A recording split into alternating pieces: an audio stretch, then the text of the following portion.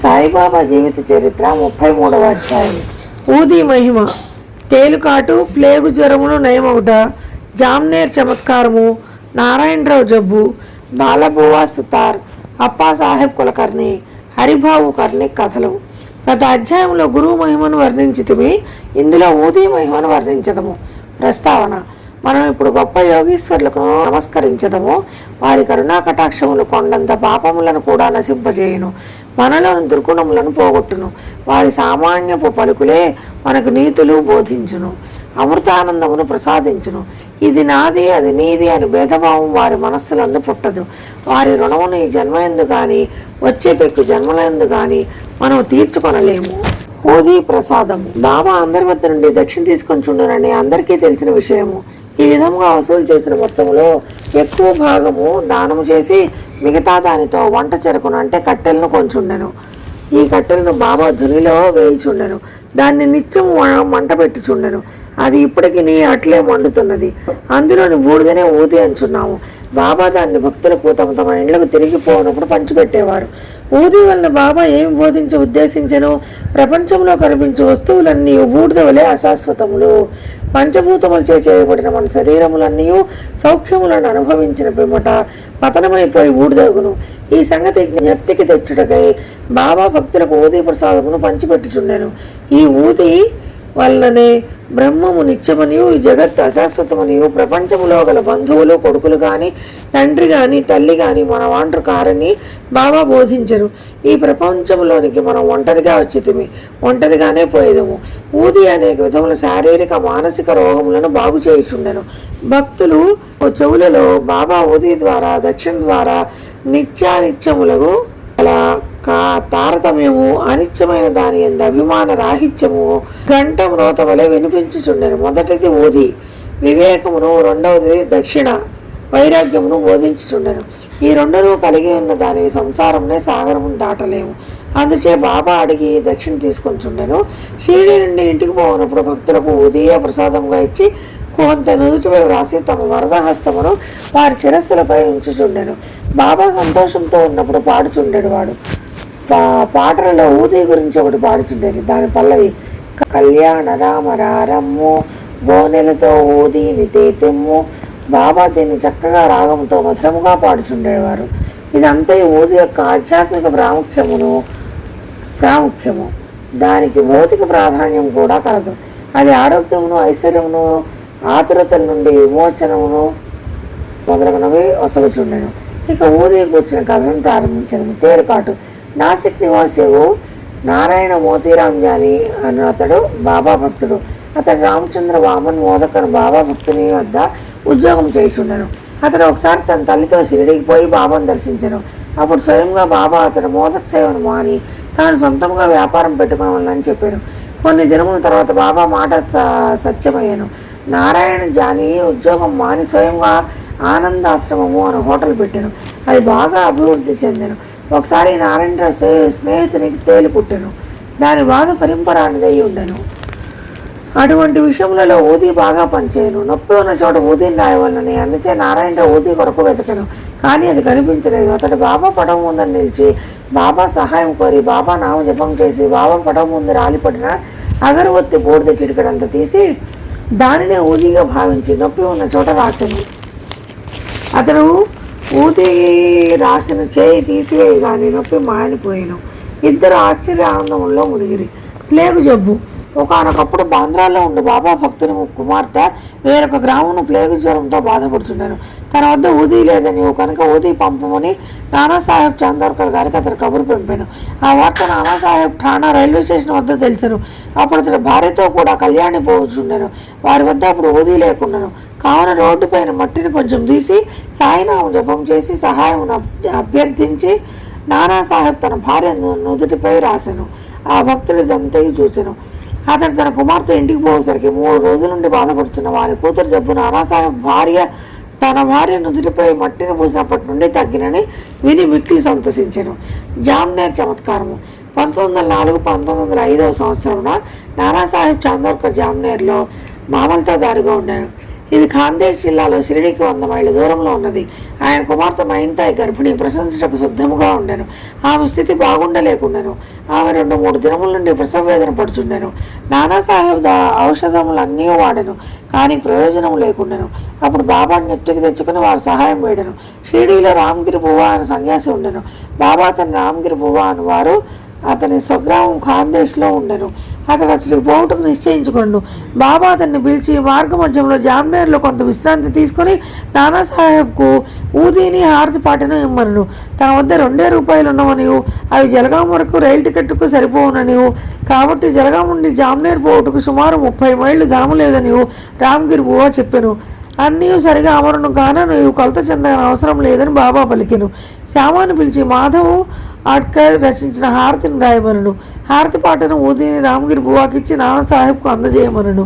బాబా మాటలపై ఆధారపడి రామగిరి బువ్వా షిరిడీ విడిచి రాత్రి 12:30 గంటలకు జలగాం చేరను.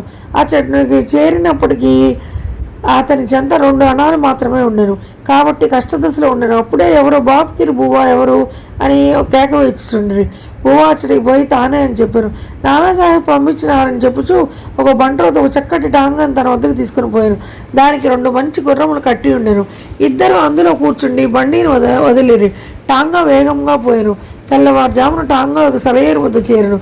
బండి తోలు వాడు గుర్రముల నీళ్లు త్రాగించుటకు పోయాను.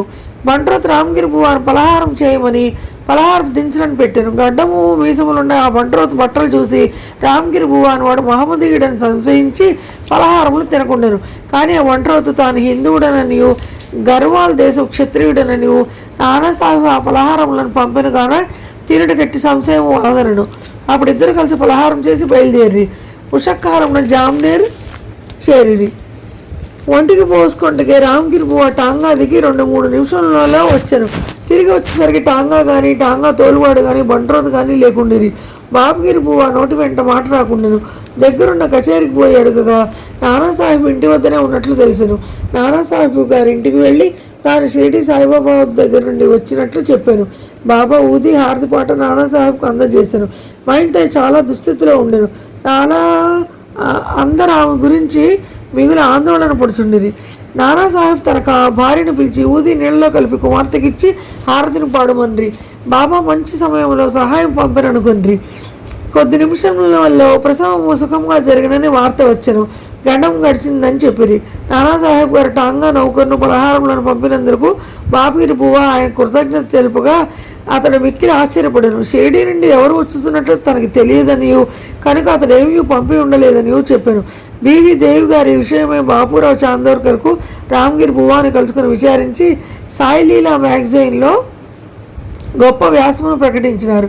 బివి నరసింహస్వామి వారు మైనతాయి బాపురావు చాందోర్కర్ రామగిరి బువ్వా వాంగ్మూలాన్ని సేకరించి భక్తుల అనుభవములు అనే గ్రంథమున 3వ భాగంగా ప్రకటించారు. భక్త నారాయణరావుకు బాబాను 2 సార్లు దర్శనం చేయ భాగ్యం కలిగాను. బాబా సమాధి చెందిన 3 ఏళ్లకు షిరిడీ పోవాలని అనుకున్నాను, కానీ పోలేకపోయాను. బాబా సమాధి చెందిన 1 సంవత్సరంలో అతడు జబ్బుపడి మిగుల బాధపడుతుండెను. సాధారణ చికిత్స వలన ప్రయోజనం కలగలేదు. కావున రాత్రి మౌళ్ళు బాబాను ధ్యానించాను. ఒకనాడు స్వప్నంలో ఒక దృశ్యం చూశాను. అందు బాబా అతన్ని ఓదార్చిట్లని ఆందోళన పడవద్దు, రేపటి నుండి బాగుగును, వారం రోజుల్లో నడువగలవు. స్వప్నంలో చెప్పిన రీతిగా రోగం వారంలో కుదిరెను. ఇక్కడ మనం ఆలోచించవలసిన విషయం ఇది. శరీరం ఉన్ననాళ్ళు బాబా బ్రతికి ఉండిరా, శరీరం పోయినది కానీ చనిపోయినారా లేదు, ఎల్లప్పుడూ జీవించే ఉన్నారు. వారు జనన మరణముల అతీతులు. ఎవరైతే బాబాను ఒకసారి హృదయపూర్వకంగా ప్రేమించదరో వారు ఎక్కడ ఉన్నప్పటికీ ఎట్టి సమయం ఉంది కానీ బాబా నుంచి తగిన జవాబు పొందెదరు. వారు ఎల్లప్పుడూ మన పక్కనే ఉందరు. ఏ రూపంలోనో భక్తులకు దర్శనమిచ్చి వారి కోరికను నెరవేర్చెదరు. బాలబువ్వా సుతార్. ముంబైలో నుండి యోగి బాలబువ్వా సుతార్ 1917వ సంవత్సరంలో మొదటిసారి షిరిడీ వచ్చాను. అతడు గొప్ప భక్తుడు. వారు ఎల్లప్పుడూ ధ్యానం భజన చేయుటచే వారిని నవయుగ తుకారాము అని పిలిచేవారు. వారు బాబాకు నమస్కరించగా బాబా, నేను ఇతన్ని 4 సంవత్సరాల నుండి ఎరుగుదును అనను. తాను మొదటిసారిగా అప్పుడే షిరిడీకి వచ్చిన వాడొకటిచ్చే బాలబువ్వ ఇదెట్లు సంభవము అనుకున్నాను. కానీ తీవ్రంగా ఆలోచించగా బొంబాయిలో 4 సంవత్సరముల కిందట బాబా ఫోటోకు నమస్కరించినట్లు జ్ఞప్తికి వచ్చాను. బాబా మాట ప్రాముఖ్యం గ్రహించను.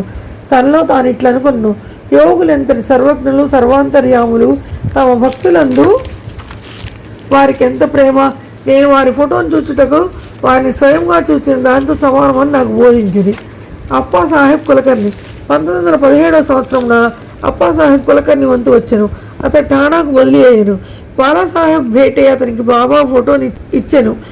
అతడు దాన్ని జాగ్రత్తగా పూజించుచుండెను. పువ్వులు, చందనము, నైవేద్యం కూడా బాబాకు సమర్పించేవారు. బాబాను చూడవాలని మిగుల కాంక్షించుచుండెను.